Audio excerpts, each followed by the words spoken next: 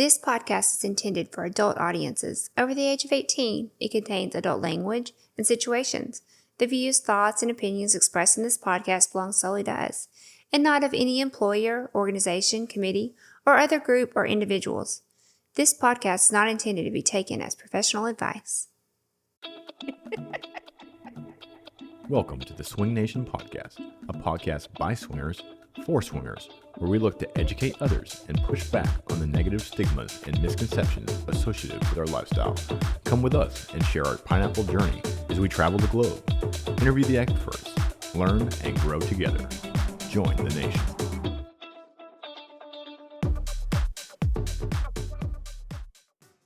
So, Lacy, people are asking, how do they get to go to a party or an event with us? They check out swingersociety.net, you create a profile, you sign up for an event, and you come hang out with us. It's super easy. That's right. If you want to party with us and the other faces and names that you know from social media and TikTok, head on over to swingersociety.net. Can't wait to see you there.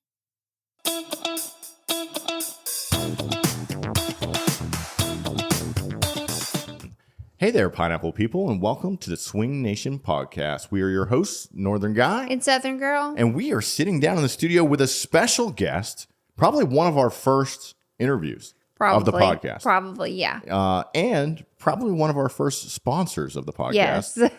We're here with Jeff Abraham, and he's the CEO of Promescent, which is a brand you've probably heard about if you've been listening to this podcast for more than a day. Welcome back, Jeff. Pleasure to be here. It's been a while. It's been, I think, close to 4 years. Yeah, I was just thinking, when we did the episode, we lived in two different states, Mm-hmm. you and I was in my car when we did this episode. Like, I stopped and recorded this in the car, and then I'm pretty sure we lost my audio, and you had to go in and put it back over, or I don't know what you did to fix it. We came a long way since then. Came a long way. I was actually living in an RV on a military base at that point in time, Jeff. I remember that so well because I remember you in the car and losing you halfway through the thing. Yeah. I almost said that earlier. I was going to, last time we were there, you were in two different, Yes. you look like you're in a nice little studio now. Yeah. We've definitely and the last time upgraded. you were in your car, and I remember you telling me you were on a military base. Yeah. Yep. We definitely came a long way since then. We had to mute the fighter jets taking off over because literally the runway was right next to the RV park on the base, and so when the jets would take off, it was basically take off over my trailer, so that's all you could hear. Yeah, it shook the whole thing. And It would shake and rumble. Yeah. Oh yeah, it didn't matter if we were trying to record at 10 o'clock at night. That was the time when they were going to do their training, and we couldn't. It was always. We never could plan it out right. But so yeah, we're a little here. different setup now. And you guys have also come a long way. We've come a long way, but nothing makes me happier than when I see something like this and I see a success story and I see you guys going, we were pretty much bootstrapping it early on. You know what I mean? Me and my car, me and my RV on a military base, trying to patch together. And now you have a nice studio. Your following has grown. And, it's really nice to see. We went through something similar to that. Emily Moore, Sex with Emily. Mm-hmm. Yeah.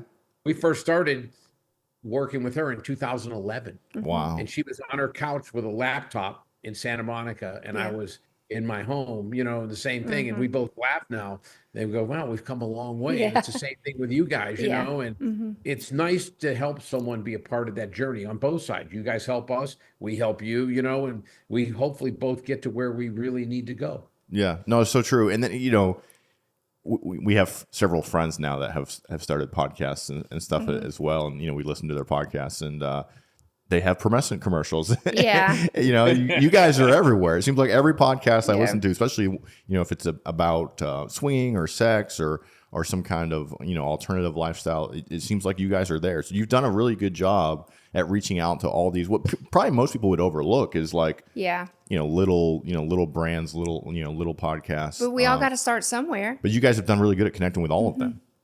Well, I think you hit a point where you go, well, we listened to some of our friends, and we did the first couple. I think the first one we did might have been Front Porch Swingers. Yeah. And then some other people who were listening contacted us, reached out and said, hey, I heard you on Front Porch Swingers. That's really interesting.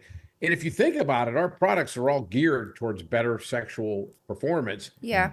Who wants to go to a swingers network and not be able to perform? Yeah, I mean, that's true. if there's ever anything heightened, it's like, here's a group of 30 people all in a room wanting to have sex with multiple partners. You want to have as vigorous and as longer lasting sex as possible. Who wants to go to an orgy and blow in 30 seconds and go, now I'm done, that kind of a thing. Well, and So it swingers really- will spend some money on some good products, good lube, good vitamins, anything like that. We'll spend the money on it just to make our experience better. Absolutely. And it's the same thing for people that are just in regular relationships. We touched on this a little bit before we started, that sexual wellness is wellness. And I always laugh because I tell people, why is it that people spend literally thousands of dollars a month?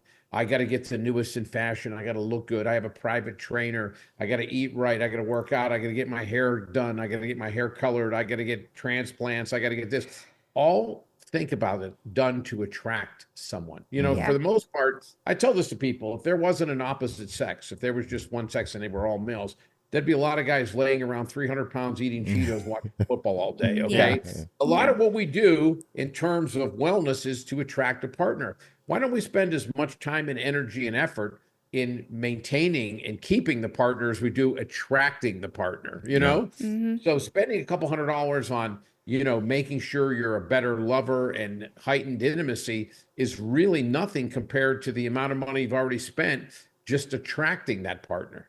No, that's so true. I never really thought about it in that way. Yeah. Lacy she could have a PhD probably in spending money on how to attract partners. So that's a great point. But I will say, as swingers, though, I think we are more like in tune with our sexual wellness. Like we're getting our hormones checked. We're getting all the best creams, the best pills, whatever we need.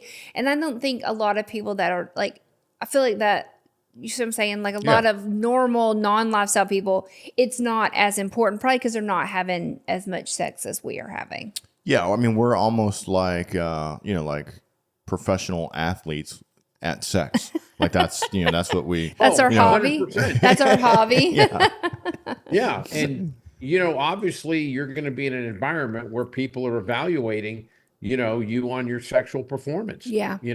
If you go to a swingers party, there's not a whole lot of people that are really bad lovers there for the most part. Yeah. You know what I mean? Maybe there's some people that are insensitive, but for the most part, you're going there because you want to have that ultimate experience. You want to literally have multiple partners in an evening. That's the whole idea of being there. Yeah. No, and I think you're right. And therefore, you do go and look for products that will enhance that experience. Whereas before, you just grab whatever at Walmart or whatever was behind the aisle. You just grab that lube because it was easy to get, and that's maybe what you used at home with your partner. But when you're having sex the way we have sex, you want the best of the best for that kind of stuff. You want the best of the best, exactly. Well, just think about this when you, even in terms of swinging, even in terms of regular people with their intimacy. I remember in 2013 when we first started having interest in going into retail, I went to Target. And they're literally, you're going to laugh when I tell you this, there was KY lube. And it was more medicinal than sexual. That was the whole sexual wellness department. Then remember 2015, 2016. Okay, now there's tons of, lubes and, some creams. And I walked down an aisle in Target earlier this year and I was blown away. Yeah. There were butt plugs, men's masturbatory devices. I'm like, wow, okay, we have come a long way. We have. Yeah, you used to have to go to Hot Topic for all that stuff. Hot Topic or not like, Hot Topic, like Spencer's. Yeah, or somewhere like that. No, exactly. And a lot of the sex shops and a lot of the Spencer gifts have had to pivot away from a lot of these products now. Because they had the entire market, they used to double, triple the prices. Yeah. And you had to go to drive to the wrong part of town. You know what I mean? Yeah. And now you're like, whoa. Now you can walk down Walmart, Target, CVS, HEB, Meijer, Wegmans, and you see a full line of sexual wellness products. It's the fastest growing segment in retail. Which is good. I don't think it should be where you have to like sneak into a store and they put it in a brown bag and you got to sneak out. I can remember going to my first sex shop. Yeah. It was like scary, seemed dramatic. It seemed like you were doing something illegal. Yeah. Like there was cameras and there was like it felt kind of sketchy and like there was somebody in the corner that looked like they were on drugs and you're like, where am I right now? And that was before Amazon. Now I think like Amazon and places like that, you can order it discreetly and have it sent to the house, but the convenience of being able just to go to like a Target or a Walmart is huge. We find that there's totally different mindsets. And that's why for us, we need to be everywhere. Yeah. I call it a three-legged stool. Certainly our website, if you go right to promescent.com, is vibrant and it's a great place. But you need to be online because certain people, they don't want to go to their local store, whether it's Target or Walmart, because their neighbor's daughter is the cashier. You know what I mean? Yeah. I'm having a little problem last thing, Mr. Smith, I see. You know what I mean? Yeah. Or you're buying a butt plug and, you mean your neighbor's working the checkout. So there's certain people that want it delivered, that they don't want to go retail. There are other people exactly the opposite. They have roommates or their kids, are home and you're at work and you don't want your daughter to go, oh, the Amazon Prime order came today. Here, Dad, here's your Promescent. You and Mom having a little issue right now. So I call it a chain of custody. Certain people want to be able to go pick it up, at a store. Yeah. Put it in their pocket, go home and put it in their nightstand. Whether it's your roommate or your children or whoever, certain people. So for us, the whole key was wherever you're comfortable getting the product, we're comfortable providing it on that site, whether it's on our website, whether it's on Amazon. We're the #1 sexual enhancement product on Amazon, our delay spray, or whether it's retail or wherever. So we'll meet you at whatever venue, whatever platform that is most convenient or best for you to maintain the being discreet. No, that's great. Yeah, so I would encourage, we kind of jumped right into talking here and kind of catching up, but what I did want to do is encourage people to go back and listen to the first episode that we did with you. Don't judge us on our quality. Yeah, who knows what the audio sounds like? I don't even want to know. I kind of forgot about the car and the jets taking off. But the reason I would encourage them to do that is you guys have a fascinating origin story, and we kind of talked in depth about that on that podcast episode. But real quick, do you want to recap just the overall how Promescent came to be and how you got involved? Yeah, it's we'll give you the thumbnail version. There you go. But basically, I owned a semiconductor engineering business, which I tell people this was the most circuitous route that everyone ever took to running a sexual wellness company. And I retired, and I was a single father raising my son. He left and went to college. I retired all within a year period of time. I didn't realize I wasn't that interesting because all I did was basically build this company and raise my son. And all of a sudden, sold the company, retired. He left, and it's like, okay, what do I do now? And Ron Gilbert, who had me the director of urology at Hoag Hospital, happened to be a good friend, and he also lived at HB, Huntington Beach, and we spent a lot of time together. And he asked me to give him an overview and help him with this company that he started. And the company was Promescent. And one thing led to another. I ended up investing in it. I was fascinated by the product, and I thought the efficacy of the product was excellent. One thing led to another. I invested. And a year later, they asked me to take over the company. And I took over the company. Things were going really well. I have a real feel for marketing and running a company and making a really solid organization. And we started to get a foothold, and things were going really well. And unfortunately, Ron was murdered in a case of mistaken identity. And then it became my absolute mission to make this successful because his family still owned a large portion of the company, and to honor him and to give him a legacy. So things took off from there. And it's been a difficult journey when you start and you wander into the land of the pharmaceutical industry. When you have these billion-dollar, trillion-dollar entities that you're up against, it's not easy to do. But we had the right technology, and that was due to Ron. And he was an excellent doctor, and he partnered with the right people and made a patented product that addressed a big issue, which was men lasting long enough to satisfy their partners or even to feel good about themselves. So make no mistake about it, I was a good business person, but without that product, we would not be where we're at right now. There's a lot of good business people in the world. There's very few people that have the foresight to have a breakthrough technology in a marketplace as large as this one. So it was a very interesting journey. It certainly wasn't anything that you'd map out traditionally. Yeah. Let's go find a semiconductor retired executive to run a wellness company. Not exactly anyone's master plan, but sometimes life throws you certain situations, and it's up to you to fit in and adapt. Losing Ron was very difficult. It was very traumatic. He was a great friend and a wonderful human being, but I thought this was a real opportunity to honor him, and I thought it was a real opportunity to help provide for his family. I've been fortunate enough to 4 times a year now, we write nice quarterly dividend checks to the family, and they're obviously very pleased with that.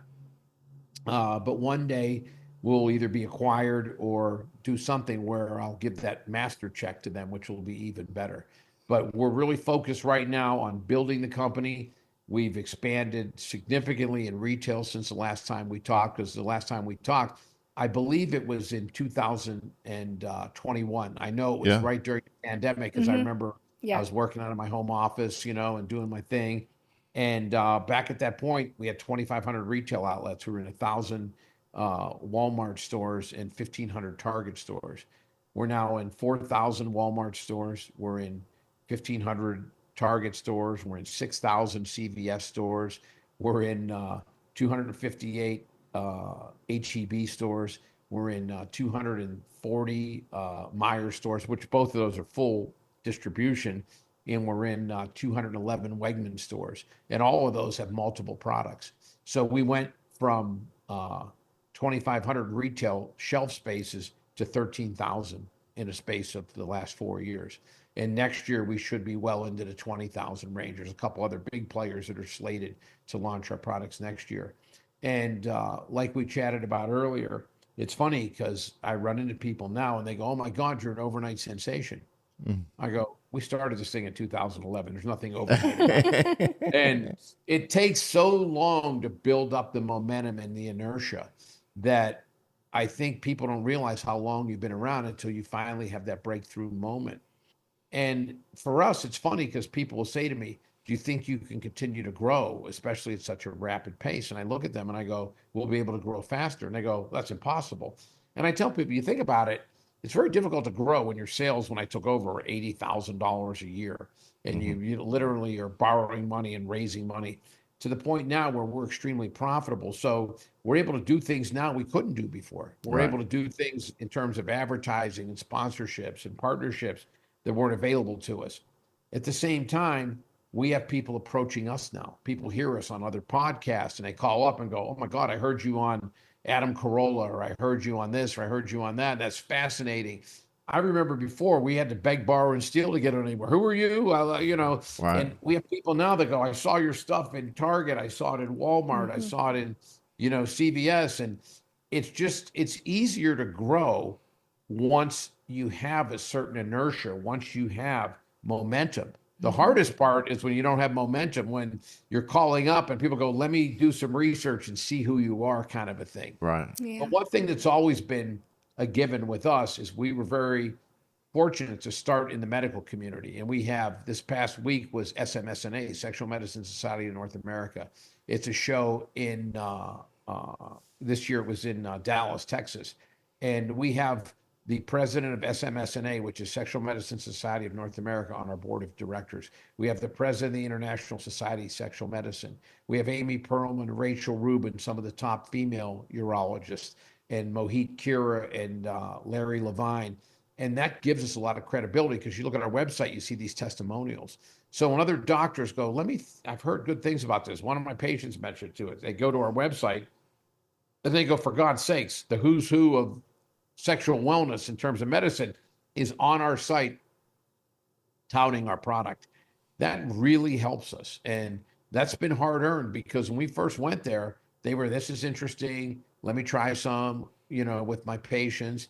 And, can you guys do clinical trials?" And we're one of the few companies, if not the only company in the space, that actually has paid for clinical trials. They cost $500,000 a product. Yeah. And that's a lot of money. And I remember I had people say to me, "Wow, that was a big gamble," because if you want to do a clinical trial, you have to make sure it's IRB certified and statistically significant. That means there's enough people in the trial that you're out of the margin of error. And I remember people saying, "Wow, that was a big risk. You spent $500,000. What would have happened if you did that and the trial wasn't statistically significant?" And I said, "Well, we had a lot of belief in our products because anyone who works here has used them. Yeah. And why would you work or invest in a company if you didn't go, let me see how these things truly work?" I tell people all the time, because they'll ask me, "Have you ever tried your products?" I started laughing. I go, "You think I would have invested my money and I would have worked my ass off for 12 years without realizing?"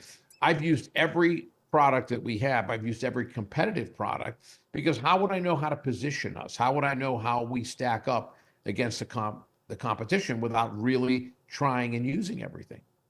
Yeah. So yeah, we speak from a position of strength, and we invested our money wisely, and it's all begun to pay off really, really nicely for us.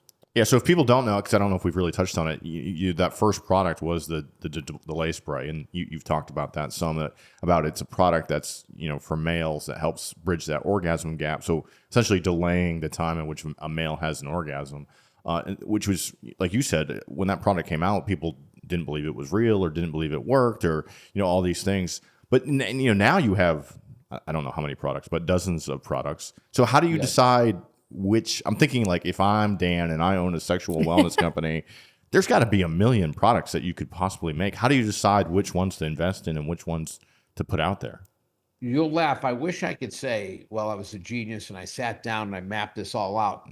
I'm very, very interactive with our customer base, because we're one of the few. Almost everyone else puts it on shelves or puts it on Amazon, just push people that direction. We have a very robust site. When you come to Promescent.com and you end up ordering product, we have all your information. I reach out. I talk to our users all the time. And it's funny because I'll send an email out, especially I see someone ordering for the 5th, 6th, 7th, or 8th time. Hey, thank you for, your business. How did you originally find Promescent if they haven't filled that out in any of the customer surveys? And right away, they're like, oh my God, I can't believe you sent me an email. I go, why? They go, you're the CEO of the company. And I go, as the CEO of the company, it's very important for me to understand how we attract business, the level of satisfaction. And I had people telling me, at first, I was just reaching out to find out their level of satisfaction and how they found us. Because what you want to do is, if someone goes, hey, I found you through a podcast, you go, hey, let's do more podcasts. If someone goes, hey, I saw this banner ad, I heard this Sirius radio show, it's just nice to know where your business comes from. And a lot of people told me early on, hey, can you guys develop a lube? I really and truly am now lasting 8 minutes, and I was lasting 40 seconds. I didn't need a lube when I lasted 40 seconds. Now I'm 8 to 10 minutes. I need some lubrication. So the first thing we did is that the first add-on product we had was a lube, because I listened to our customers and they would like a lube, and it was organic aloe vera lube. Which is our favorite. We always talk about it. Yeah. It's absolutely my favorite personally. Yeah. I know a lot of people like silicone and stuff. I swear to God, I can't use silicone lube. It takes me an hour and a half to scrub that shit off. I'm in the shower, my shirt's sticking to me. You know what I mean? Yeah. It's just not my thing. I'm an organic aloe vera guy. I like the water lube too, but there's something about that organic aloe vera. It's really nice. So we developed that, and it ended up working really well. And then the crazy part is, I was SMSNA, our third product was VitaFlux, the nitric oxide enhancement products. And I was there, and one of our doctors came up to me and goes, you look kind of tired. I go, yeah, we're really expanding. I can't hire people fast enough. It's keeping me busy, blah, blah, blah. He goes, hey, I developed this product that I'm giving to some of my patients. And I go, what is it? He goes, the product gives you more energy, help you with blood flow, workouts, blah, blah. I go, yeah, great. So he gave it to me, and I started taking it immediately. This SMSNA that year was in San Antonio, Texas.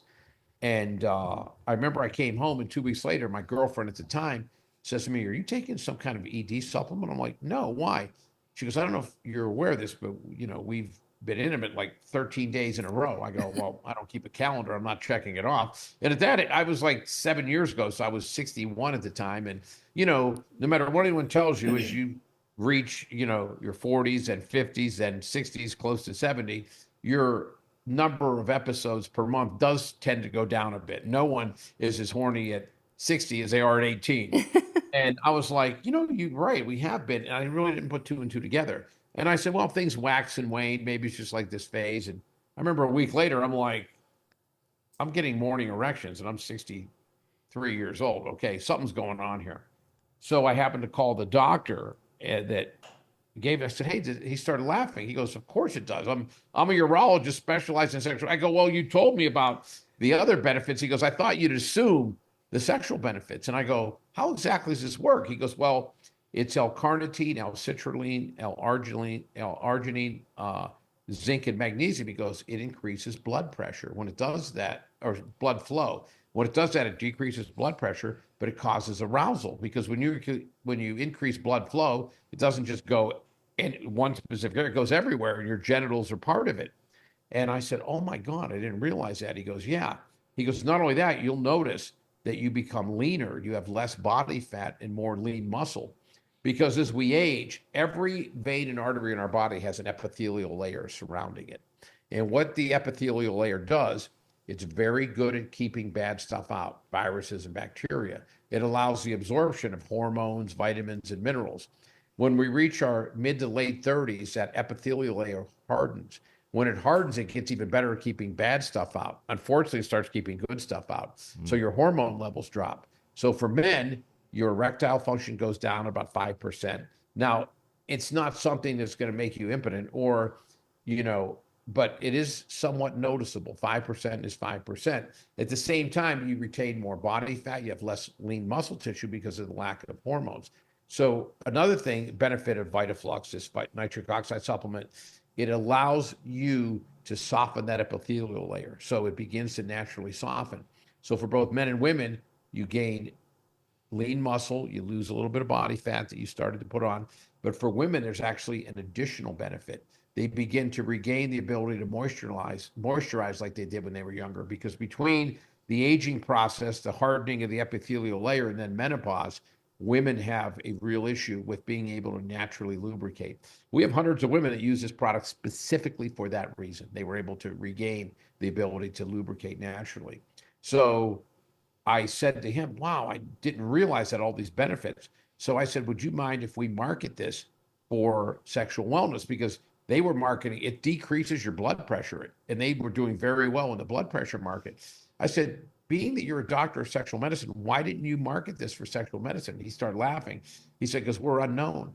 And he said, a lot of people, we had to run all these Google ads, and they were like, what is this? And Google ads are very expensive. You probably are aware when you go to advertise. And they just weren't confident enough to pull the trigger because we were an unknown. And he says, this would be perfect. You guys are known and people trust you and they like you. I said, yeah. So we introduced VitaFlux for both men and women, and it immediately took off and became a really good product. And then just listening to our customers, a lot of them were like, hey, we need some stuff for women. You have all these products for men. Then that's how we came up with our first female warming arousal gel. Then that led to female buzzing arousal gel.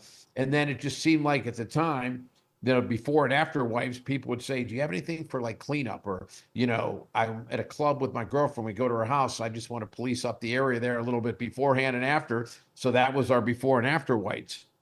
Which we have a question about the before and after wipes. We do.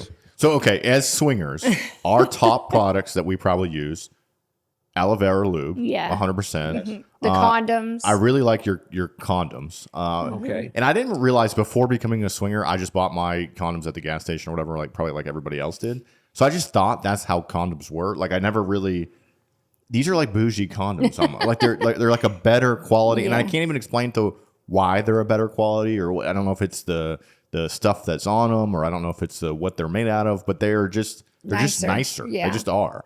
So we use your condoms quite a bit. And then the other thing we use a lot of is the wipes, but then we have one little complaint about the wipes. We do. We were actually talking to a gentleman that worked for you.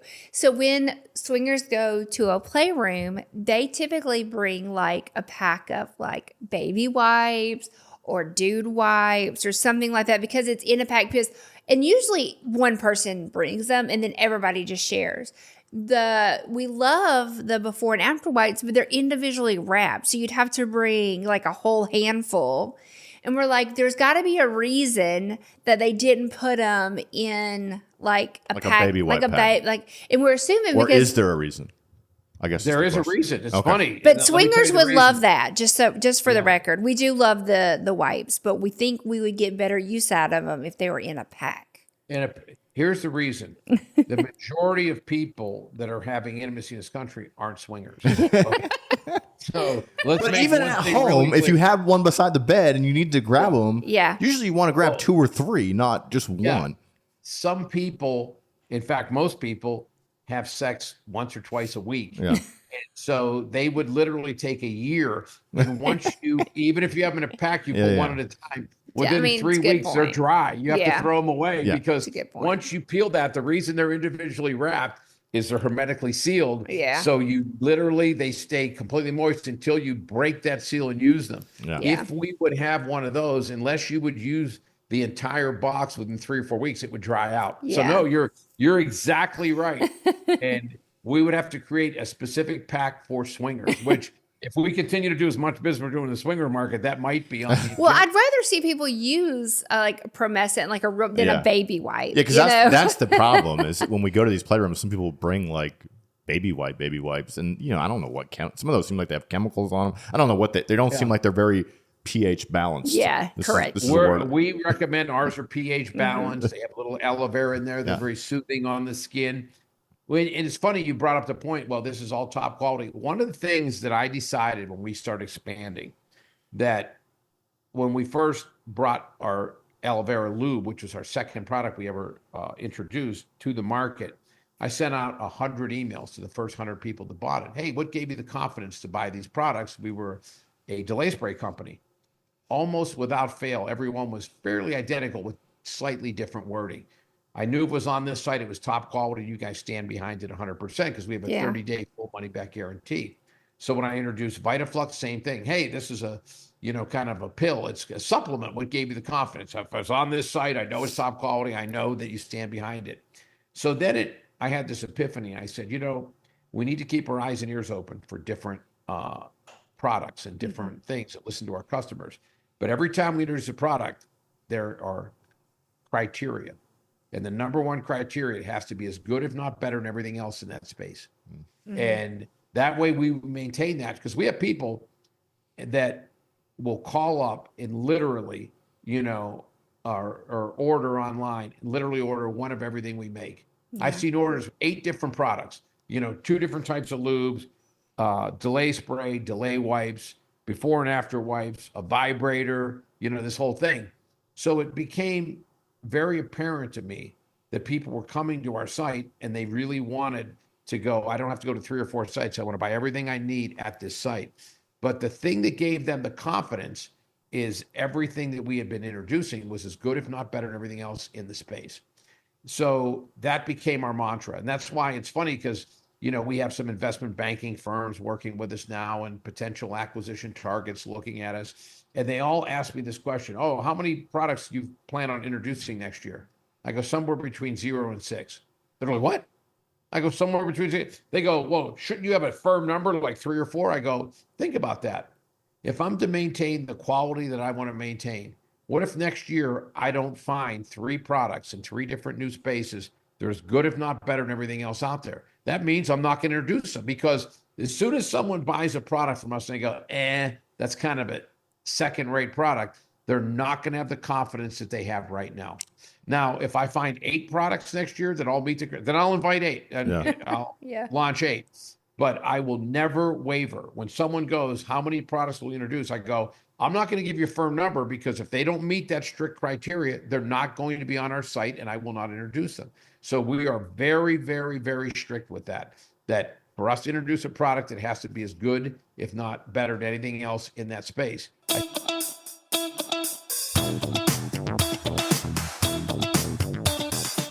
Lacy, the question we get asked on social media and TikTok more than any other question is, how do I find lifestyle people, lifestyle events, lifestyle parties, lifestyle cruises, lifestyle people? I think I already said that. In my area. Basically anything lifestyle you need. How do I find it? You need to get on a swinger website, and SDC is one of our favorites. It's really big here in the Southeast US for sure. Yeah. And it has all the clubs listed. It has all the parties listed. Yeah. You can find information on cruises. You can find our podcasts on SDC. Yeah, you can. And if you want to try it completely risk-free, we have a free trial link for you. We do, yeah. So how do people go and find that free trial link? If you go to TheSwingNation.info and scroll to the bottom, you're going to find some of our favorite products and brands, and you're just going to click that link and go straight there.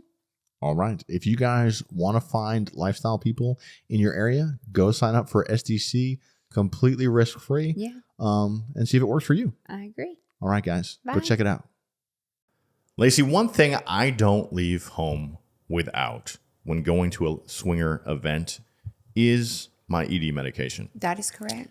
performance anxiety is 100% a real thing. Having sex in an orgy room with 100 people in there is way different than having sex at home in your bedroom. It is. So I like to have what we call a little insurance policy and have some of that ED medication in my pocket. Shameless Care is who I use for that. And they actually just came out with a new product called the Shameless Duo. Yeah. Which is a combination medicine that has Viagra and Cialis in it. So that one, you can be ready whenever, but also it's got that dose that you can take when you're, as you're getting ready to go to the playroom and you need that to kick in. Yeah. So I love it. I mean, I used it at Hito for the first time, and that You've combination. kind of pretty much switched to that, haven't you? That's basically what I Yeah. use all the time now. Yeah. So if you're looking for ED medication, if you're new to the lifestyle and you're going to an event, you might want to get some and have it just handy in case you need it, kind of thing. And the really cool thing about Shameless Care is they don't set you up on a reoccurring plan. So you're not going to get all of this ED medication that you have in your nightstand built up. When it's time that you need more, you'll get an email from them and they'll ask you, hey, are you ready for another round? And you can respond back, yes, please refill it, or no, I'm good right now, thank you. So it's really cool because you don't end up with all these extra pills and spend a bunch of money that you're not, you don't need to spend. Yeah. And my favorite part is you don't actually have to go into an office and talk to your family doctor or a military doctor. You can do it all right online from the privacy of your home. You just go to their website, you fill out some forms, the doctor reviews it, approves you, disapproves you, and you move on from there. So if you would like to get some medication, you can go to TheSwingNation.info, click on the little recommended apps and products, scroll down to the Shameless Care icon, click on that, and that's going to take you over there. There's some discount codes there for you so you can get a discount off your first order. But I highly recommend if you're going to some events or parties, go get you some lifestyle insurance. Yeah. All right, guys, check it out. Lacey, if you're going to be a swinger, you need to be a responsible swinger. I agree. And part of being a responsible swinger is getting tested on a regular basis. Yeah. Now, something I didn't know is not all STI, STD testing is the same. That is correct. Not every family doctor fully understands how you should be getting tested. That is correct. What one doctor thinks is a full panel, another doctor may have a completely different version of that. And being somebody in the lifestyle and engaging with multiple partners, what you should be getting tested for is probably, if you're not telling your doctor that, what you should be getting tested for is probably different than what they're thinking. Yes. In their head. Yeah, because they don't know your lifestyle. Or even if they do know your lifestyle, there's for instance, there is a new one called MGen, and we just recently met a doctor at a lifestyle party and said that she had never even heard about it. And so she was awesome that we had educated her on that. So a lot of these doctors don't know it all. Right. So if you are going to participate in the lifestyle, you probably need to get tested from people that are meant to do this. Yes. So we use I Know My Status. It's the same people behind talent testing who are there's a company that tests all the porn stars. So they're used to testing people that engage with multiple partners. They know all the latest on what STIs are, coming up and spreading, and they track all the stats. I mean, they know how to test people for STIs. Yes. They're the experts. They are. And if someone that you engage with, if they have used I Know My Status, they can actually give you a QR code and you can scan it and you can see their results right on your phone so you can confirm everything that they're telling you. Yeah, 100%. So please, if you're getting tested, get tested the right way. We recommend using I Know My Status. You can go to TheSwingNation.info, recommended apps and products, scroll down to the I Know My Status icon, and you can get a discount off your first test. But please, if you're swinging, if you're engaging with people in the community, please be safe about it. Go get tested. Yeah, because we want you to fuck like a porn star. For sure.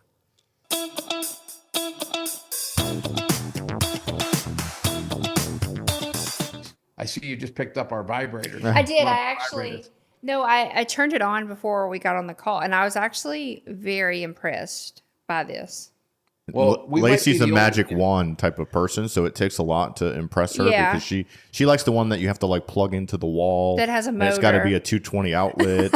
Well, you know, they have it's got to be the 30 horsepower. No, the cordless one's not good enough. I like the horsepower of the plug. You like the horsepower, plug in that bad boy. But to be honest, I have every single magic wand that they've ever. I have the travel one. Dan has the little. We have every one, and they all serve a purpose when you need them. They have the mini. They have like 5 different vibrators. Yeah, Dan has a mini, and what's funny is he lost the mini that stays in his fanny pack, and he uses it when we're in play sessions, and like some girls cannot come without some kind of clit stimulation. Yeah. So that's like his like magic weapon. He just pulls it out, and that helps. So when I turned this on, and I was like, dang, and I put it against his arm, he was like, he lost his, and we had to go to like, we were in Texas or something, to some like little. It took us a while to find one. And it was so expensive because they charge way more than they actually cost. But he was like, that would have been a good replacement for that, because this actually is, I was very impressed how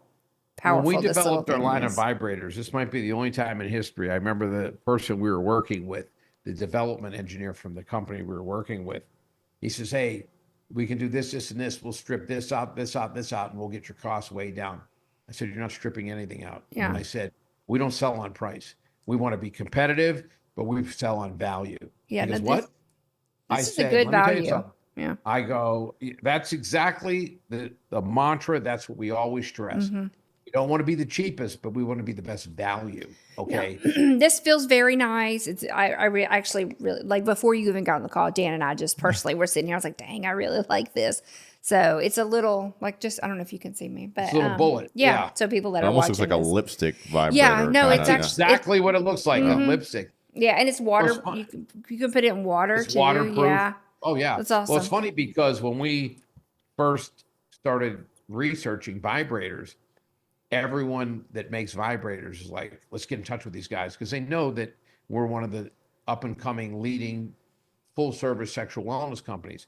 So I literally got every vibrator known to mankind shipped to me. Hey, carry ours, carry this. And I said, well, we may augment our own line. We're going to have our own line of a bullet, a rabbit, and a cock ring. But we carry the magic wand. Yeah. Because it's the little black dress of vibrators. It is, yeah. And it is around, I dated a gal, this was about 12 years ago. She was a nurse practitioner. And she had, I think, 40 vibrators. And I remember the first time she brought out the original magic wand. Right. When it I was go, like the "What the Hitachi hell is massager that?" or whatever, right? Yeah. I go, what the hell is that? Because so many of them were like really ergonomically correct, and just they looked like advanced, and it was like a club, you know what I mean? Yeah, it is like a thing you club. plug in. Oh, this is the original black dress. And I go, what? She goes, this is my 4th one. And I think she was 42.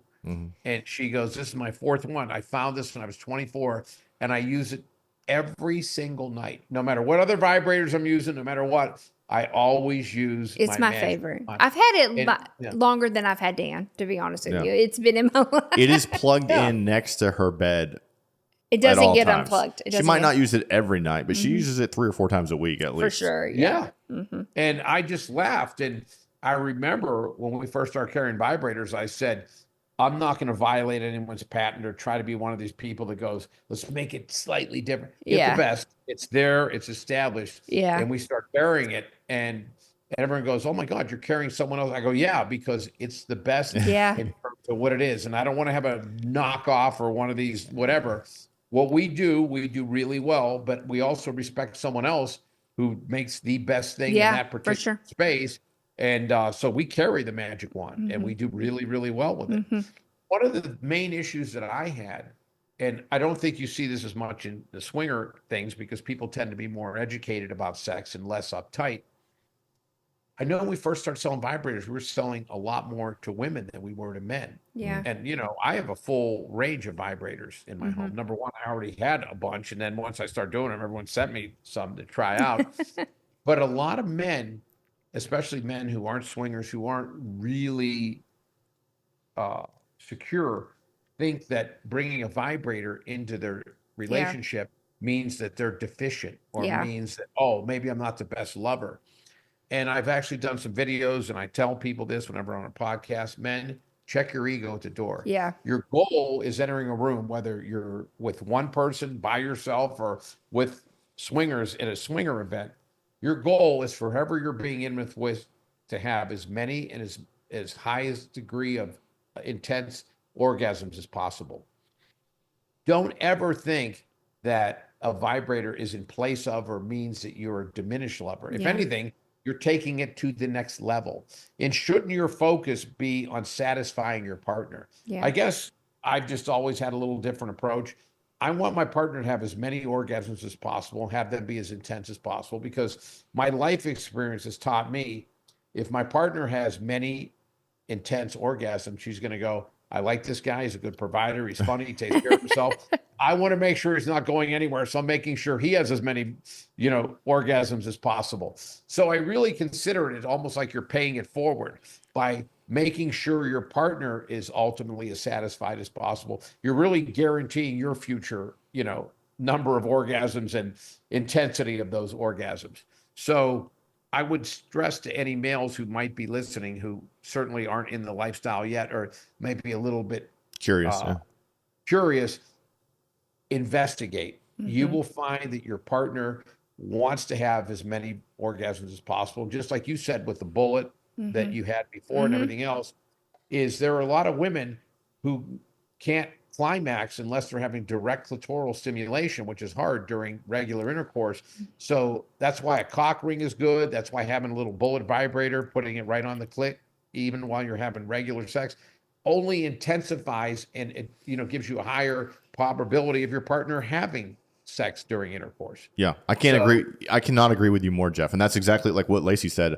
I don't leave home without a vibrator at this point. So when we go to swinger events, I carry a fanny pack, and inside that fanny pack, there's some Promescent condoms. There's some Promescent, the individual lube packets, because they fit nice in a fanny pack. The bottles aren't; they're a little too big. But then I always have that little tiny magic wand bullet. And when we're in a playroom, I can almost kind of tell at this point, when you're having sex with a girl and she's not quite getting there, you're like, oh, this is probably one of the girls that needs clitoral stimulation to orgasm.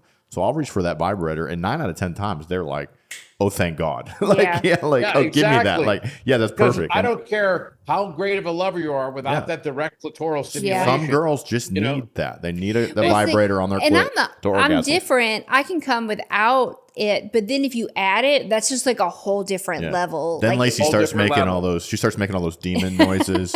She starts having like a exorcism and stuff. That's how you get her to that level of stuff. But you think if people are not actively engaging in lots of different partners like we are, let's say you've only been with 2 or 3 women your whole life, you may not realize if a guy only had sex with you, he would be fucked. Like he would be, because he would think he was a rock star. Yeah. You know what I mean? Because Lacy can come 10 times in 20 minutes, and that's just normal. Like for her, like she has no issue, coming. I'm very so fortunate. if you'd only ever had sex with her, and then you went to have sex with somebody that has a more difficult time achieving orgasm, you would be like, what the fuck is going on? Like, what am I doing? What's going on? I don't understand. When I first moved here to Nevada back in 2013, I dated a gal who had a bit of a hooded clitoris, and she literally needed 40 minutes of solid penetration and thrusting to achieve an orgasm through intercourse. And I remember there were nights, I swear to God, I felt like I was punching in. I should have put a hard hat on. You know what I mean? Good thing I was the freaking CEO of Promescent. I would have had to take a second job bagging groceries at Whole Foods to pay for my Promescent. And I'll never forget. Yeah. As I say, we joke, we leave playrooms sometimes, and it's like, some of you guys need to work on your cardio. Some of you tapped out a little too early. Get in the gym, get on the treadmill. Get in the gym, get on the treadmill. It doesn't have to be fast, but endurance. Take a spin class. Yeah. But it was funny because I remember there were nights I would literally get in bed with her. I go, fuck, I got to get up at 5:30 tomorrow. I got to catch a flight. And then right after her was the gal with the 50 vibrators. She was a physician's assistant. I'll never forget this. She could have 10 to 12 orgasms a night, every single night. She would sneeze an orgasm. And there was a certain part of me that went, okay, I like this better. Okay, this is, you do feel like you're King Kong. You literally feel like you're the world's greatest lover. And you can't take it personally when someone has an anatomical situation where it's harder for them to orgasm, but it just is, there's almost this feeling, this is how it's supposed to be. It's free and it's easy. You know what I mean? Yeah. And no matter what anyone ever says, whether you're a male or female, you get a certain pleasure out of pleasing your partner. Yeah. When your partner goes to that animalistic state and they literally have this intense orgasm, Yeah. it makes you feel good. Make no mistake about it. Like, hey, I really did my job well. And if it doesn't happen, there's a certain feeling of like, oh, she didn't really get off like I'm accustomed to. Yeah. So it's good for both partners to be able to see that and experience that. Yeah. And I think, as a swinger, what I've realized is every girl has like a different cheat code, like back in Nintendo when you have to, you like up, down, left, right, A, B, like that's every woman has a different combo to unlock that thing for them. And it's just your job to figure out what their combination is. And it's what I love the best is when the woman already knows what her combination is and she could just tell you like, hey, and she's not afraid to tell you. Hey, do you got a vibrator? Or hey, I have a vibrator. Right. Yeah. Because a lot of women have told me, because I freely admit I'm a voyeur. Absolutely. I don't try to hide it. And early on in every relationship that I'm in, I ask the person to masturbate for me. And I know right away if she's uptight or would be like, oh, yeah, that's great. I'm really glad that you're over. Or sometimes, oh, my God, why would I do that? And I go, it's exactly what I tell people. You and I, sometimes when I talk to you, I feel like I'm thinking out loud and you're talking. I say, listen, number one, I'm a voyeur. I really enjoy it. But number two, we can either fumble around here for a month and I'll begin to understand and learn your body. I'm like a safe cracker, okay? Or you can give me the combo right now because if you masturbate, by and large, you're going to do exactly what makes you feel the best. I'm going to know how to touch you, where to touch you, how vigorous you like to be touched. Because certain women are like, don't touch me directly on the clitoris; it's too sensitive. Other women are like, get a brick, put sandpaper on it. You know what I mean? Right. No, that's 100% true. With men, it's pretty much the plumbing's outdoors, everything's there. I've never met a guy ever in my entire life that went, I don't enjoy oral sex. Okay. There are certain women that are like, I like it like this. I don't like that. I don't like this. There are certain women that are like really uptight about you going down on them. Yep. And so what I like to do is always say, is that because you're uncomfortable because it doesn't feel right? Or are you uncomfortable because you go, there might be a scent or the taste, and they'll go, no one's ever asked me that before. It is because of that. I go, well, trust me, if it's really nasty, you're going to see me coming right back up, okay? And maybe we have to address that particular issue. But there's so lack of a communication for most people, even with a partner they've been intimate with for a year or 2 years. So just like you said, it's like the little Nintendo code about how you do it. So I can either go and watch the video and crack the code and do this, or you can just show me. And I'm like, good, I know, you like to be touched this way with this amount of pressure, here, here, and here. And I've always felt that stuff like that brings couples closer. You know what I mean? If somebody masturbates and feels comfortable enough to let that guard down. Number one, I enjoy it. It's kind of like I feel like I'm getting my own private little video. Number two, it allows them to say this guy is non-judgmental and he truly is focused on my pleasure. And it takes a certain amount of that just being uptight out of the equation. Yeah, for what I've learned through the years that I really didn't realize as a younger man is that a lot of it is women do need to feel comfortable and safe in order to be able to achieve orgasm. You know what I mean? So being able to, I guess communicating to them like that and letting them know that you're open and you're very invested in their pleasure and you want them to have a good experience. You could just put them in a state of mind that would maybe make it easier for them. It makes them relax. I didn't realize until I really started asking, and certainly running this company helped me take it to the next level, talking about sex on podcasts. You just get comfortable. Yeah. But a lot of women will tell me that with guys, just like you said earlier, when you say to a guy, hey, I want to use a vibrator or whatever, they'll say, the only time I've ever said that, I got a very negative reaction. Why? Aren't I good enough? Oh, you mean I'm not satisfying you? Yeah. And there have been women that say, I'm actually afraid to tell them how I want to be touched because the male ego is so fragile. Yeah. You know what I mean? Like, That's oh my true, God, yeah. Don't you realize I'm the greatest lover of all time? Oh my God. I'm so glad I was born a man. You know what I mean? Because dealing with men from a sexual standpoint has to be difficult. You want to be good as a partner, but you don't want to be so good. I'll go, where'd you learn that? You know what I mean? Yeah. That kind of a thing. And a lot of men still are uptight. It's funny because I've never heard every man be uptight and go, I got to have the best bench press in the world. I got to bench press 400 pounds. I got to have the highest vertical leap. But when it comes to sex, no one will ever say, hey, I need a little help in this area. Yeah. That would be looked at as perceived as a weakness, or I'm less than the ultimate alpha male. I think part of self-actualizing and being comfortable with who you are is being realistic and saying, hey, I want to be the best for my partner. I'm willing to explore and listen and bring anything that helps me bring her to a higher level into our relationship. No, I couldn't agree more. All right, in these last couple of minutes, Lacy, do you want to go through some of this stuff? And there's some new stuff here we've never seen from Promescent. So we should probably talk about. We are big, speaking of masturbation, we are big mutual masturbators. We do that a lot, yeah. We do that several times a week. Like, we'll fuck, and then when we get done fucking, we're like... Come together. Yeah. Come together, yeah. So I saw this Go Solo self-play lotion for men, and I was really intrigued by this for the guys because I've never seen anything right.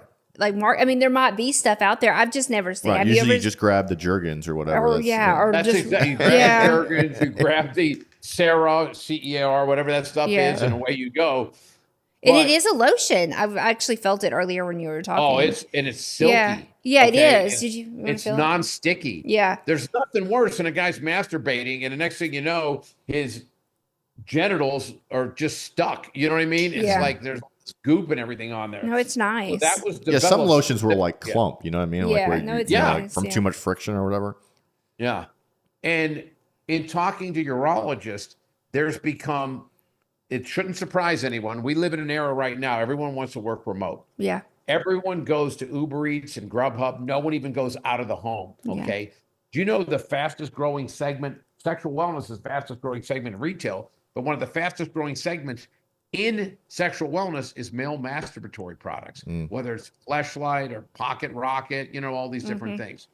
So talking to a lot of urologists, they see men that literally are starting to have nerve damage and penile damage because they're using these masturbatory devices, in some cases masturbating without anything, or the wrong type of lotion and lube, and it causes friction and calluses and everything. So we set about developing something specifically for male masturbation, and that product is taken off immediately. Yeah. And first thing we did was obviously send an email out to everyone who had ever bought a male masturbatory device from us. Yeah. So as is my, nature, I started communicating with some of them, and there's still certain men that almost feel like masturbating is almost shameful. It means I can't find a partner, means I, whatever. So they almost feel like, oh, I can't go get lotion and make, this whole production out of it because it would mean I'm doing that on purpose. It's almost like, let me hurry up and get this over with, that kind of a thing. So what we've tried to do is begin educating people in our customer base that even in a healthy relationship, masturbation is very much a part of getting to know you, getting to know your own feelings, and mutual masturbation should be a part of most people's relationships. So we've tried to tell people, enhance the experience. Literally take the time, set aside a half hour for a masturbatory session, and really, truly get in the mood, get the right products, the right lotion, to protect yourself so you don't get chafed, you don't get calluses, that kind of stuff. Number two, to give you the highest quality experience. So halfway through, you're not like, oh my God, now I'm getting all this residue and my hand is sticking, you know what I mean? Yeah. And I got all the clump of garbage on my penis. So we're trying to take that to the next level where men realize that even masturbation can be an erotic experience and not something you should feel shameful about, but something that you should plan on, enjoy it, and make the most out of it. Could you imagine if we didn't masturbate? I was just sitting here thinking about that. We are big masturbators over at our house. Yeah. I used to tell people that when I was in my teens that, my nickname should have been, the Pocket Rocket or whatever, you know what I mean? Or, one of these things. I know that in the last 10 years, I don't masturbate as frequently as I used to, only because my refractory period of time, meaning the time after having a orgasm till I'm able to do it again. Yeah. I tell people when you're in your teens, you're like a machine gun, just firing bullets all over the place. You can go 6-7 times in a 24-hour period of time. Then you get in your late 20s, you're still good for, 4 or 5 times in a 24-hour period of time. Then all of a sudden you're in your late 30s, you're like, okay, I'm good for 2 or 3 in a 24-hour period of time. Then you're in your late 40s, you're like, okay, twice, sometimes once, Yeah. twice. I'm in my late 60s now. I'm like a musket. You know what I mean? Where you put the powder in, you put the blood. I get a shot, and then I literally have to wait. I have to have a workout, 3 meals. You know what I mean? And I sleep. Then I'm ready to go again. So especially if I'm in a relationship, I don't masturbate as often because I know that my time before I'm ready to go again is going to be diminished. Yeah. But up until I was in my 40s, even in a healthy relationship, I'd still be masturbating quite frequently, Yeah. but that's diminished. But I think it's a very healthy part of anyone's sexual journey is masturbation. Who knows more about what pleases you than yourself? Yeah. No, that's so true. That's so true. And that's instead of the delay spray, that's what we need is the enhanced spray. Like makes to you make come it faster. Yeah. Oh, so But when because that's something I've noticed in the swinger world, because we always take Viagra, and then a lot of times you're in like a public setting. I can almost never come in that situation. It's usually when I orgasm, it's like back in the room with Lacy, because when I take Viagra, it makes it more difficult for me to come. But then you put me in a environment when there's lots of other people and lots of things going on and like easily distracted. Yeah. It takes me forever your focus to is there. come. You're distracted. Yeah.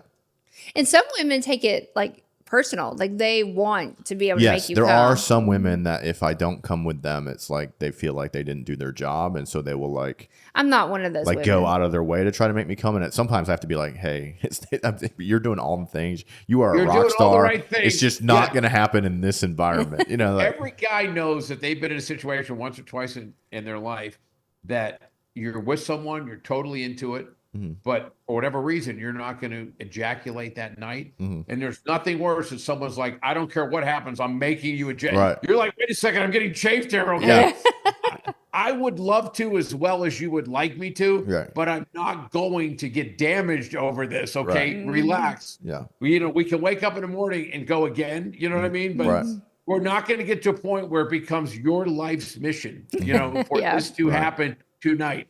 No matter whose detriment it comes to. Yeah. But I guess, we've heard a lot about now, PRP and stuff. They're starting to, where they put PRP injections into your penis and stuff to help re-stimulate nerve growth and things like that. I know there is stuff. I don't think there's a lotion or or a pill that you can take for that kind of stuff. At least not that I know about. If you invent one, I'm sure you'll sell a ton of them. But there are some things going on there in the male enhancement. There's all kinds of things. Like you said, the kind of wave therapy and that stuff. Plasma injections, right, that type of stuff. And people ask me about it all the time. And I always tell people now, shockwave therapy, where they hit you with the waves and everything, and PRP, those are pretty extreme therapies. Now, if you have definitive needs and you have serious issues those might be the only ways of addressing it. I'm all for that. But if you already have a robust, really good sex life, you're try and take it to the next level, I would be kind of hesitant to have invasive things like that, only because there's not that much upside if you're already sexually proficient, and there is downside. I tell people that. Anytime you're injecting anything into your penis or anything into your body for that sake, for every positive reaction, every drug that works, there's going to be a side effect. Mm-hmm. Some cases it's severe, some cases it's not. But I always tell people there's a difference between a lotion, a gel, a cream, those kind of things, and doing platelet-rich plasma injection, shockwave therapy. I'm all for those if you have a severe medical issue that you really can't achieve satisfaction and can't have sexual function. You need to do everything possible. But I always tell people, be careful. Because if you may look back one day and go, oh my God, I didn't realize this was one of the side effects, and I didn't really need to do that, and I took unnecessary risk. Yeah, well, guys will do some crazy things to try to make their dicks bigger. I've realized that. Yeah, they will. Some of that stuff out there is scary, and like guys having surgery and putting extenders in and all. Like you There's said, something I called can't. a pneuma implant for girth, and I saw it advertised, and I'm like, I can't imagine that because the side effects are horrific. Mm-hmm. Can you imagine losing function? And one day you go, I was pretty good to begin with. Yeah. I was just going to that 99th percentile. Yeah. That's why if you want to go to the next level with a cream, a lotion, or something that's not systemic, hey, have at it. You know what I mean? There's no downside. But it'd be like saying, I already have $2 million, but I risk it for another 10 cents and I might lose my $2 million. Don't ever do that. Right. Okay? Yeah. Yeah. No, you do see some guys, I think that's like something that's not talked about enough. And even Lacy having an OnlyFans, the amount of guys that will pay her to tell them they have a good dick is crazy to me. Well, or pay her to tell them that they have a tiny dick. That's the thing too. But it's I think that's like a male insecurity that probably does not get talked about enough. It's a huge insecurity. Is guys and their dicks. Like it seems to be a huge unbelievable thing. Yeah. I'll just give you an example. So I remember it was 2012 or 2013. I forget what year. It was one of the first years I took over the company. I was reading this poll. It was Cosmopolitan. And they asked 1,000 men, what would improve the quality of your relationship? And this was partners, both male and females. 78% of men said, me having a bigger dick. Wow. They asked their partners, what would improve the quality of your relationship? 72% of women said, a longer time of intercourse, having more time before my partner. If there's nothing that will show you how out of sync men are with what they need to do to be better lovers, 78% of men said having a bigger dick. Yeah. Where 72% of their partners are like, your dick's fine. You know what I mean? I would like you to last longer. I would like the duration of our intercourse to be a lot longer.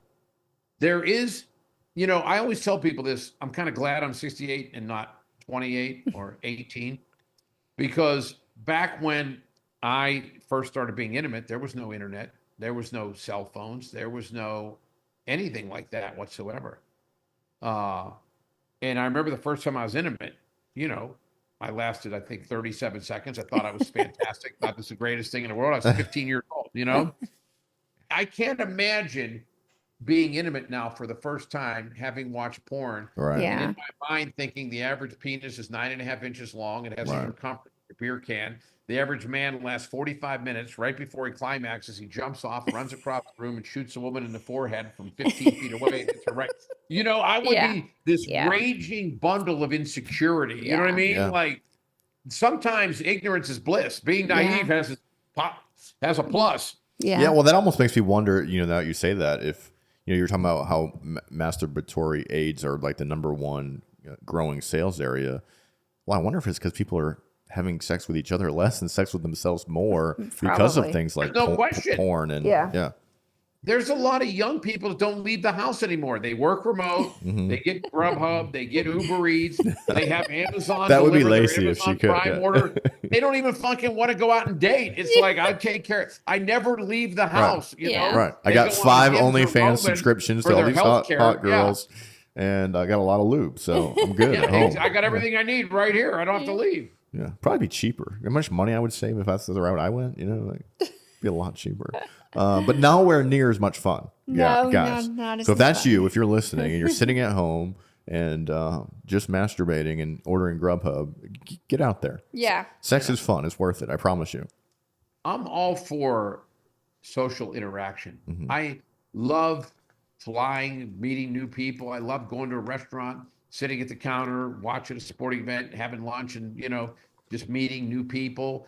I don't know. I love to learn new things. I love to, even if it is a different viewpoint from my own, I'd love to hear other people's take on just life in general, let alone. And then obviously when it comes to intimacy, I've never been married and I'm 68. So I've had quite a few partners ever in my life. And I think I learned something from each person that I interact with, in every aspect of my life, but particularly from a sexual aspect. And I'm always curious as to what someone else's journey has been like, that type of stuff. I've been with a couple women in my life that were really hypersexual, and almost universally, they had some type of abuse in their sexual abuse in their early life. And their hypersexuality, I think, comes from a validation they get from having regular sex.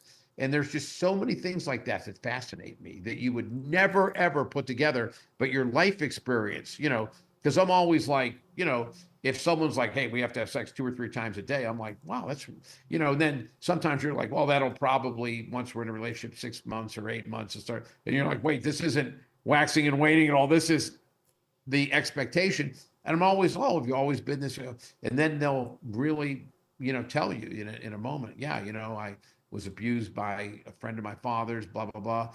And that always stuck with me. And one of the ways that I get over that is when I'm in a good, loving relationship and I have positive intimacy, it kind of helps me, I feel like, wipe away the shame and everything of this type of thing. And I think that life in general is a learning experience. And there are certain things that the more times you experience a certain situation, you begin to understand it a little bit more, and you get to have a little more knowledge of what's behind people's behavior, what's behind people's actions. And in some cases, it can help you break through to other people that might have similar experiences, but might not be willing or open to share it. You might be able to bring it up and say, hey, something like this ever happened in your past, and it might actually help open doors to them. I've always liked being a mentor. I was a big brother before I became a father, and I'm thinking about getting re-involved in the Big Brother program right now, because I think one of the best things in life is to take your journey and have someone else who's about to start on a similar journey and say to them, hey, traditional thinking is you got to go here, here, here, here, here, but let me give you the shortcut. Let me give you the cheat code. You know what I mean? Yeah. Let's get there as quickly and as uneventful as possible, because you're much able to get to where you want to be and where you're in enjoyment without some of the pitfalls that I had to endure. No, I couldn't agree more. And the Big Brother program's amazing. I did that when I was in high school. Did you? Yeah, you had to do so many volunteer hours or something in my high school before you could graduate, and that was one of the opportunities to volunteer. And I thought it was a fantastic program. So, yeah, definitely look into the Big Brother program. That was. I know for of course, me, that was 30 years ago for me, or 20 years ago. But yeah, I've had some really good role models. I had a wonderful father, bunch of uncles, and people that were really good human beings. And I remember I looked up to them, and I've lived a really good life. And, people generally find me very ethical and hardworking. And I know that was instilled in me because of the role models that I had. So I did it initially when I joined the Big Brother program, was to show my father and mom how much I appreciated what they had done for me. absolutely. And then I really enjoyed it. And I have a great relationship with my son and all of his friends. A lot of his friends call me for advice, even though they have fathers. It's like, hey, can you help me out? You're successful and bright and intelligent. And I think I've been to 7 or 8 weddings. My friends of my son, they have a wedding, and people go, you're here, aren't you busy? And I go, if someone invites me to that special day in their life, I feel honored, and I'm going to go there and attend it, because I feel it's really special. And I think that if someone wants me to be there and feels like I'm that part of their life to invite me, then I'm going to take the time to go travel and go to that wedding. Awesome. All right. Well, I think we're about out of time, Jeff. So if our listeners want to get Promescent products, they can go to TheSwingNation.info, click on the recommended apps and products button, go down, hit the Promescent link, and all this stuff that we talked about here today will be there available for them. Is there anything else that you'd like the Swing Nation listeners to know before you go, Jeff? Yeah. One thing that I always wrap up and I tell people, we're very comfortable. We're set up as a company. We don't care if you buy it on Amazon, you buy it at Target, Walmart, CVS, our website. But I always tell people, go to promescent.com. That's Promescent, because we have blogs and we have testimonials and we have physician testimonials where they show you how to dose the product, how to properly use the product, all that type of stuff. Our goal is to see how many things we can sell to as many different people as possible. Is to have people to buy the right product for the right reason. So do your homework, go there, listen to these doctor testimonials. We have blogs on every subject possible. And then to use it correctly to increase the probability you're going to have a good experience with it. We certainly have a full money back guarantee if you don't. But my goal is for you to have a satisfactory experience and to use it and become a regular user, and to then explore some of the other products to help you be better in bed and have better intimacy. The way to do that is to, number one, buy the right product for the right reason, and number two, to use it correctly. And to give you the highest probability of doing that, start at the website. Once you determine what product you want and how to use it, you can buy it wherever. We're set up. We don't care. We're, non-denominational in that regard, wherever is most convenient for you. but I want to have the highest probability you're buying the right product for the right reason and using it correctly. So that's why it's good to go there, read the blogs, read the doctor testimonials, read some of the tutorials on how to properly use and dose the products. It gives you the highest possibility of having success. That's great advice, and we definitely appreciate you coming on. I think we probably shouldn't wait 3 years before we do this again. No, I'd love to do it before 3-4 years. And thank you Who for knows being. where you guys will be? You might have your own studio in Hollywood. Oh man. And thank y'all for being such a great supporter of the Swing Nation podcast. If anybody's ever been to an event, their products are always in our swag bags. You've seen us. Dan uses the condoms for all of his games and anything like that. So we appreciate all of y'all for always supporting us. Yeah, we've been really lucky in that aspect that we've met some good companies over the years and had genuine.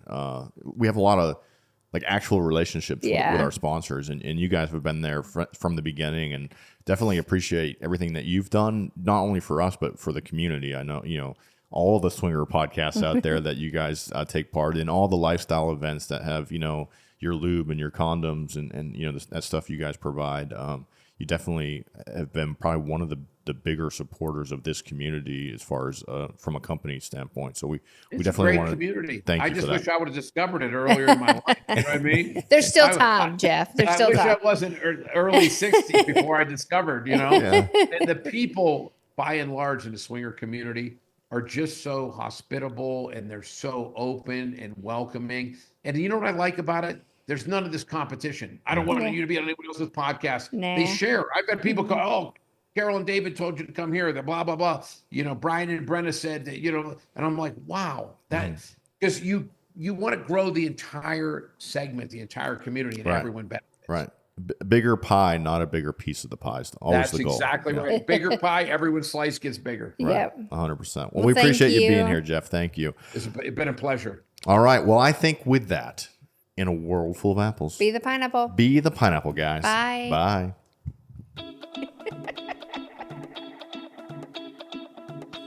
If you've enjoyed our podcast and want to support us, leave a 5-star review wherever you're listening. If you want to see more of our content, you can find links to Snapchat, Twitter, Instagram, OnlyFans, and more in the show notes. Come join the conversation with us and other swinger content creators on our Swinger Society Discord server. If you have questions or feedback, email them to us at TheSwingNation@gmail.com. Make sure you head on over to TheSwingNation.net and keep up to date on all things Swing Nation. We thank you so much for joining us, and we'll see you next time. Goodbye.